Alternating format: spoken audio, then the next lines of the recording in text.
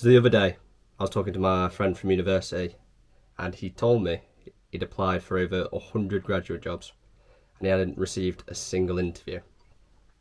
Bear in mind, this man is very charismatic, very well spoken, and incredibly smart. So it led me to the question, if this guy can't get a job, is university even worth the time and money anymore? So I decided I'm going to look into it in this video.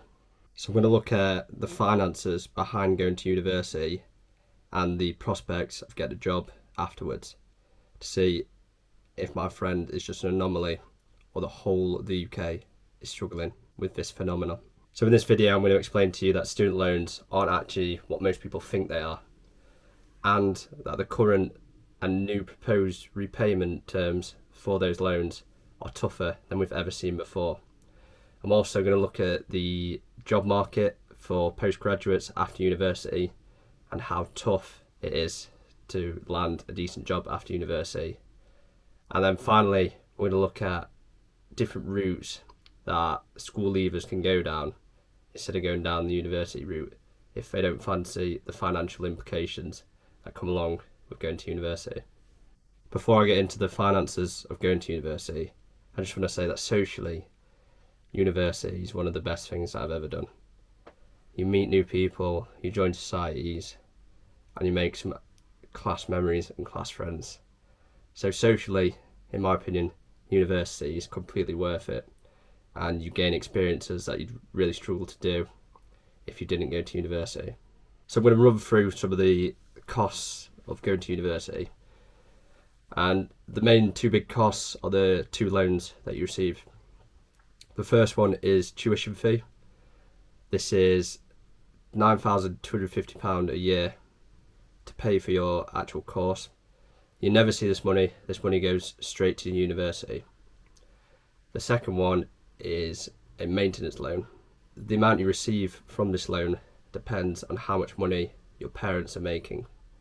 So if your mum and dad are raking in a bit more dollar than average, you don't get as much maintenance loan.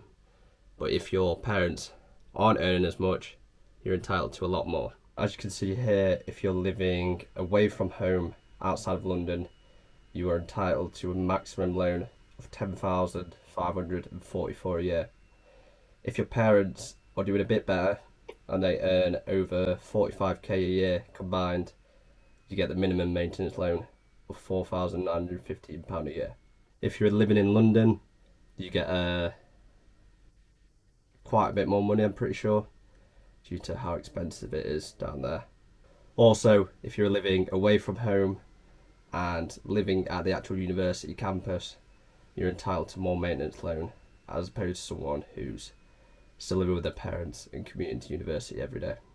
So in my experience, I received the full maintenance loan. I didn't get any financial support from my parents, and this maintenance loan just about did me in terms of rent and just living life at university, going out, paying for food every week.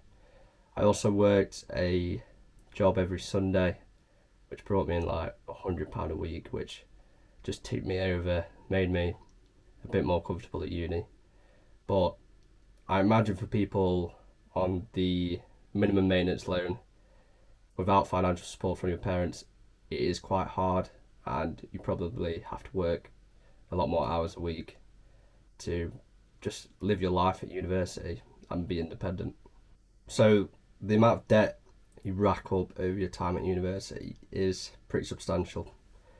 People on lower maintenance loans rack up about 45 grand, whereas people like me on a higher maintenance loan have racked up about 60 grand. So it's looking rough. Keep in mind, if your parents are on lower income, you end up repaying more in the future compared to people's parents who are on a lot higher income, which shows a bit of unfairness in the system. So in terms of student loan repayment, you have to pay 9% of what you earn over a certain threshold that applied to your loan. There's three plans in regards to repaying your loan. Plan 1, this is for the older folk, so people who went to university before 2012, and they repay 9% of what they earn over £26,065 a year, and they repay this for 25 years straight, and the interest on their loan is inflation plus 1%. So the second plan, which I just about snuck onto, is for people who started university from 2012 to 2022, and these guys repay 9% of what they earn over £28,470. So the repayment threshold is a lot higher than plan 1, but we have to repay the loan for 30 years instead of 25, and our interest is a lot higher. So our interest is inflation plus 0 to 3%, depending on what the government decides at the time, essentially. And then plan 5, which is what you guys watching this video are going to be on, who are thinking about going to university, your repayment threshold is the lowest it's ever been, so it's £25,000. So if you earn over £25,000, you pay 9% of whatever you earn over that. And you have to pay it for 10 years longer, so you have to repay the loan for 40 years instead of, like me, 30 years. So that's unlucky. However, you do beat us in terms of interest rate. So you get the lowest interest in history on your loan, which is just inflation essentially. To compare the different plans, I've assumed a student leaving university is earning about 50k, which is quite a decent amount in fairness.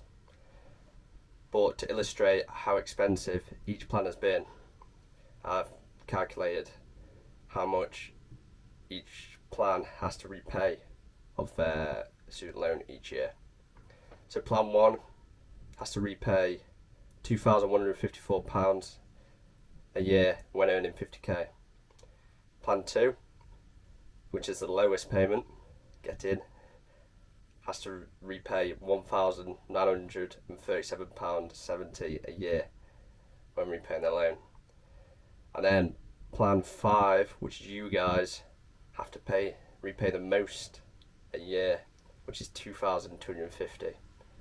I'm going to make the argument that university for you guys has become more expensive than it ever has been for any students in the past. Well, post 2022. While you guys in plan 5 have the lowest interest rates on record, interest rates aren't really the most important metric when looking at repaying university loans. This is due to the fact that most students don't actually repay their loan in the given payment period. I'll also note, I'm not sure I made it clear, but if you earn below the threshold, you have to repay £0 a year. So if you leave university and you don't earn much money, you don't have to worry about a crippling loan. But your loan still accrues interest, so if you did go above the threshold, you'd have to pay back your loan, which is worth a decent amount more now due to interest. So if you're planning on being a low earner, you might as well just stay a low earner for the rest of your life. Ignore that advice. So the repayment threshold is a lot more important than interest. So you guys have the lowest repayment threshold on record. So that means even if you're earning not that much, so quite below the median wage in the country, you still have to repay your loan, which is a bit crap for you guys. It also means you end up repaying your loan earlier than other graduates who take longer to get above the threshold as they move up the ladder in their company and in the working world. So as soon as you guys leave most graduate jobs, you're going to be repaying your loan straight away. The other metric, repayment period, is also looking a bit rough for you guys. So you have to repay your loan for 10 more years. Then someone like me has to repay their loan, which means essentially you're just getting this 9% tax on your earnings for longer and longer. The cost of university for you guys in terms of loans is more expensive than it's ever been. This is shown by the stats from the government website. We have students in my year who started in 2022 accumulating an average debt of 53,000. We are forecasted on average to repay 19,000 of this. Compared to you guys, new university students starting from 2023 onwards,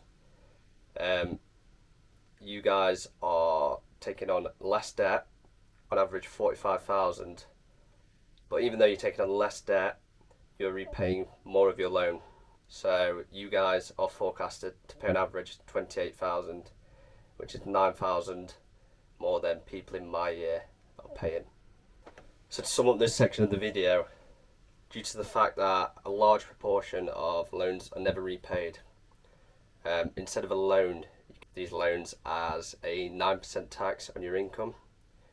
And then due to the fact that you guys have got to pay this tax for 10 more years, so for 40 years of your life, so say you leave university at age 21, you're paying this tax essentially till retirement, till you're 61.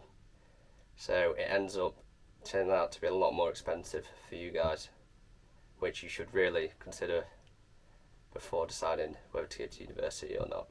So next we're going to look at job prospects after university.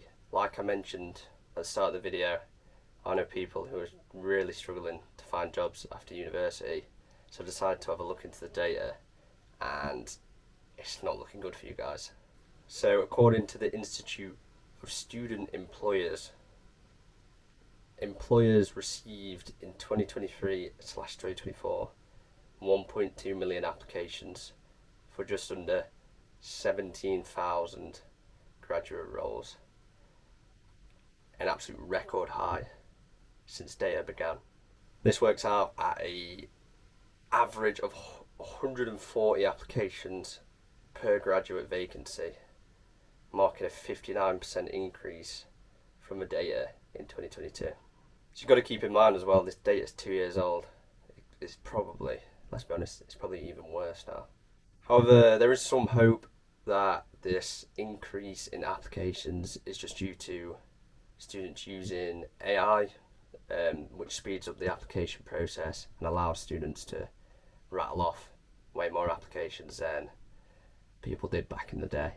Unfortunately, recent trends in terms of people going to university and application listings is making it look very bleak for you guys and my guys as well, people in my year. So the number of students expected to enlist in university is set to rise by 30% over the next 10 years, which is a lot of people going to university. And then you can contrast this to the growth of graduate job listings in recent years. So since 2009, so there's less than half of the amount of graduate job listings than there were in 2019, which it's just shocking, to be fair. Like, what's going on? The huge supply of people with degrees, coupled with the low demand for graduate jobs, it's boiling into an absolute melting pot of unemployment and overqualified people going into jobs which they weren't expecting to go into when they started their course at university. So just keep this in mind. Another graph I've got here is basically showing that graduate job salaries are getting outpaced by normal jobs as well. So not only is there less graduate jobs, they're also not paying you as much. So in this video, so this brings us on to the next section of the video where we look at different routes students could go down instead of racking up all this debt at university. One option is degree/high level apprenticeships, which basically train you on the job while also training you in terms of education. So you get a degree and you also get paid for doing it, and the degree is free. These are highly competitive, but a great route to go down if you want to avoid the debt and the hassle of going to university. Also, with degree or high level apprenticeships, you pretty much, if you aren't a Hmong, you're pretty much guaranteed a position in the company when the apprenticeship comes to a close. So you've also got that security after the apprenticeship of finding a job, which university students don't get either. Big sectors for degree apprenticeships include IT, so anything computery, and also engineering, which both these industries are in quite high demand and also pay pretty decent on average. So if you're to weigh it up like this, you either can get a degree in philosophy, I don't know, and get into 60 grand's worth of debt, or you can get a degree in engineering while getting paid to get that degree, and also in an industry what pays higher wages. It seems like a pretty much no-brainer. But then again, you might like philosophy and engineering might not appeal to you, so who am I to judge? So just regular apprenticeships are also an option in industry like the trades, where in fairness, my brother did an apprenticeship in the trades. They do pull your pants down in terms of how much they pay you, but eventually, once you get past them couple of rough years of being on like 50p a week, you do make your way up to the bigger bucks, and the more you learn, the more experience you get, the more clients you get, the more the word of mouth spreads. Like my brother, you end up making a decent amount of money. Also, looking into the trades, these industries are rapidly changing. So, loads of tradespeople are retiring every year, and not as many are actually starting up trades, which signals in a few years there's going to be a huge demand cry out for tradies, potentially leading to higher earnings. So I found this article: the UK needs almost 1 million new plumbers, bricklayers and other trades over the next 10 years just to keep up pace with demand. So if you've got a head on your shoulders and you want to make the most of this cry out for demand, maybe the trades are for you. So I'll stop bombarding you with tradie propaganda, and we can look at other industries which have apprenticeships. So in the UK, you can get a lot of healthcare apprenticeships, like being a healthcare assistant. And with being a healthcare assistant, there's an opportunity to work your way up into becoming a nurse. This industry is going to be in incredibly high demand, with the population, as you can see in this graph, projected to just get really old over the next few years. And we all know that elderly people, their health declines, so they're going to need people to look after them when they're fragile and when they're falling to bits, essentially. If you cream yourself over finance like myself, there's also opportunities in huge firms like PwC, KPMG, Deloitte, Barclays. These firms offer school leaver programs, so after you finish sixth form, you can go into these companies and they'll just train you up. You don't need a degree, you just go straight into it. You get involved. I'm pretty sure they pay very well, but as you can imagine, the competition for these roles are going to be extraordinary. But then again, how many people at age 18 even know about these opportunities and are looking to go into these? They often look for these places after university. So if you can get ahead of the curve and start looking at jobs at these big companies, it'll probably put you in a really good position when leaving school. So to answer the question, is university actually worth it anymore? I'm going to say a big fat maybe. Let me explain. So university is still worth it if you're willing to put in the graft. So I don't just mean in terms of getting a high grade and doing well in your course, but during the winters and the summers that you have time off, you've got to be looking for experience. So trying to get spring weeks, summer internships, so that when you come to applying for graduate jobs, you've got experience that separates you from other candidates who have the same degree as you. So going to university alone, in my opinion, just isn't worth it anymore without putting in work and your time off to get experience. So me personally, I did 2 internships which helped me actually receive a grad job. But bear in mind, I did these 2 internships and I still applied for over 50, 60 graduate jobs. I only got to 3 or 4 interviews. So it's still tough even if you've done all these internships. If you don't fancy doing all this, which honestly I don't blame you, and you don't fancy racking up all this debt, I'd say that university just isn't worth it anymore. Go down a route, try and find an industry what you enjoy working in, and an industry that has better prospects for the future. Especially with the introduction of AI, things like what I'm going into, finance jobs, it looks pretty uncertain how long they're going to be there for in the future. Whereas jobs like tradies, more tradie propaganda, I think AI's not touching trades for years and years until robots come about. And like healthcare, no one's going to replace the caring touch of a care worker. That just sounded weird. AI is not going to be able to nurture your elderly grandma for years and years to come. So healthcare looks like a good industry, and there's plenty of other industries that are going to be in high demand, which don't require going to university, and with this high demand should bring higher wages.